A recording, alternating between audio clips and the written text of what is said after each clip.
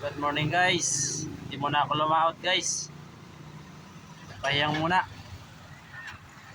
Nagawa kong tangkab. Ito guys. Ito. Welding rod lang ito guys. Welding rod na stainless.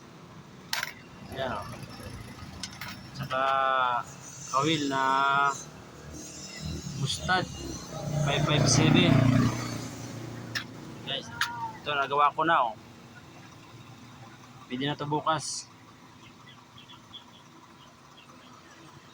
Bali ano ito, 14 kawil, isang tangkab. Ito ang kada Ayan, hindi muna ako lumahot. Pahiyang, tuwing linggo. Pahinga muna.